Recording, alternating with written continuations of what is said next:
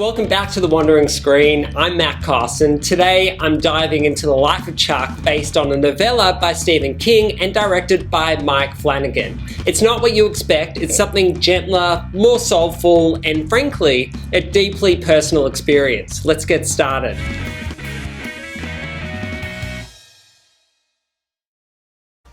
Mike Flanagan, best known for redefining modern horror with series like The Haunting of Hill House and Midnight Mass on Netflix, takes a gentle, surprising departure from the horror genre with his latest film, The Life of Chuck.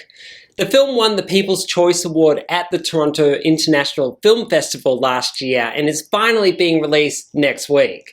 Based on the novella by Stephen King, the film trades supernatural scares for a deeply human, soul-searching experience. Told in reverse through 3 distinct chapters, it captures the fragmented, fleeting beauty of a single life and the profound truth that each person holds an entire universe within them.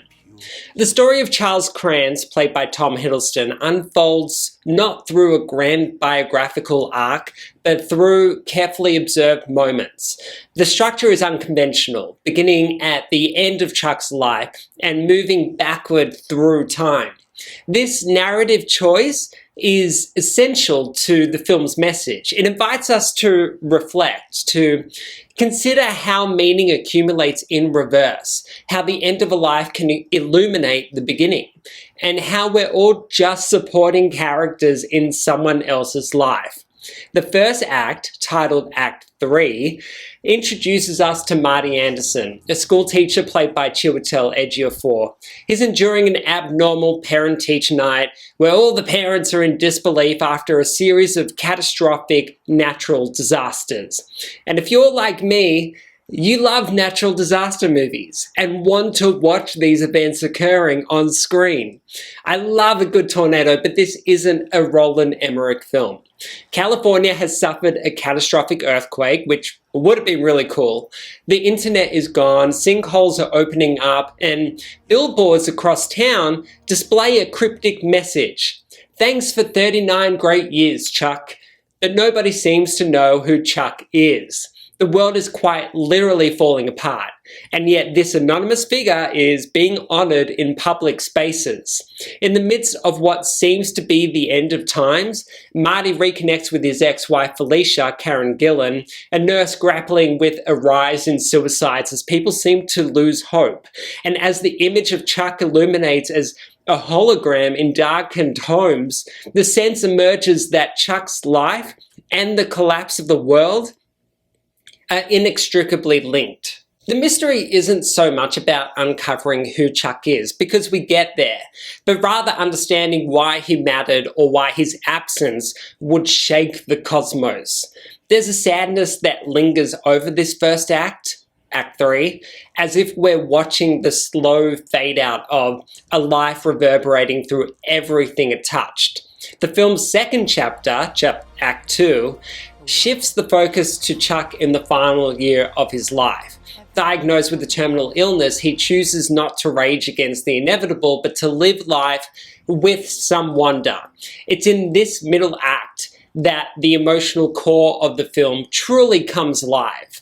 There's a sequence with Chuck walking home from work, narrated by Nick Offerman, encounters a drummer playing in a quiet town square. Rather than rush by, he stops, taps his foot, and he dances. It's a small, spontaneous moment that grows larger and larger.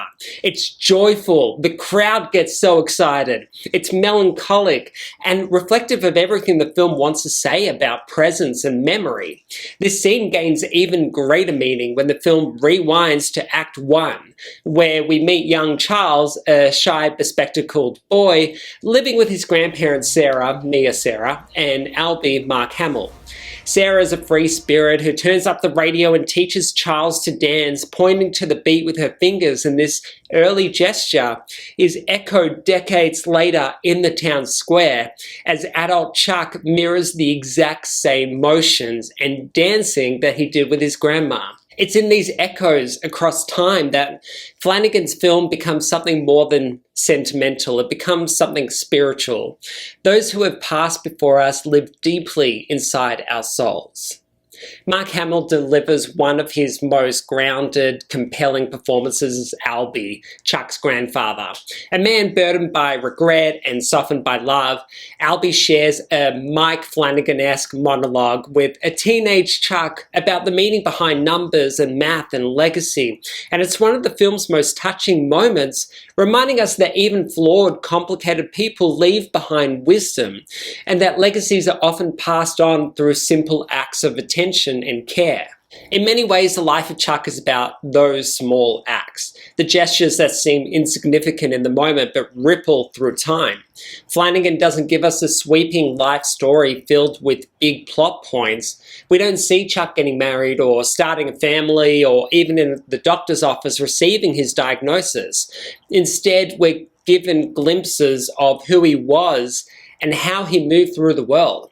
This decision makes the film feel more intimate and perhaps actually too sparse. But it's as if we're invited not to observe Chuck's life from a distance, but to feel it. There's a recurring quote from Walt Whitman's Song of Myself, repeated throughout the film. I contain multitudes. It's not offered as an answer, but it's a kind of invitation.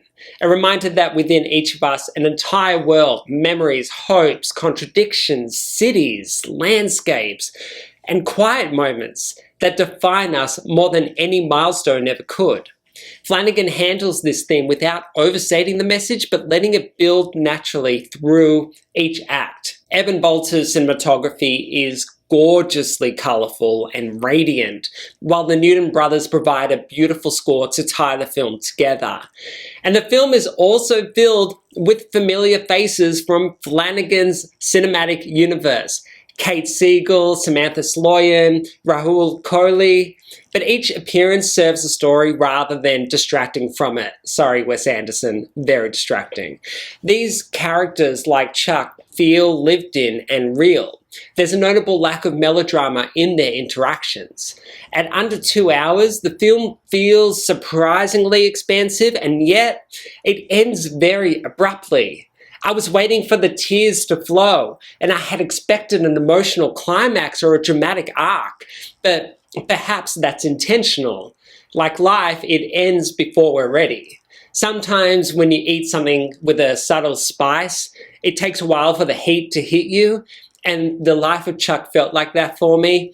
There's a warmth to it and a placidity, and then it hit me the more I thought about the film and that desire to call someone I loved. I didn't go out dancing in the street, but I remembered the sound of my grandfather's hearty chuckle. The life of Chuck encourages us to consider how we live, how we love, and how we'll be remembered.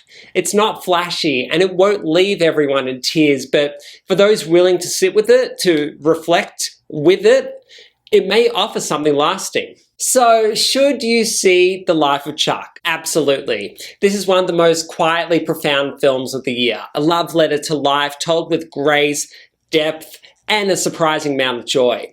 It's a film that reminds us to dance while the music is still playing. You fill the whole thing. It'll be a universe.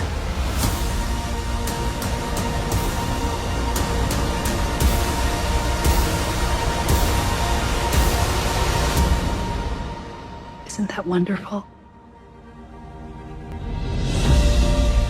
You've made it to the end of the video. Thank you so much for watching. If you enjoyed this review, give it a like, subscribe for more deep dives into film and TV, and let me know in the comments what moment from The Life of Chuck stuck with you the most. Until next time, I'm Matt Koss, and this has been The Wandering Screen.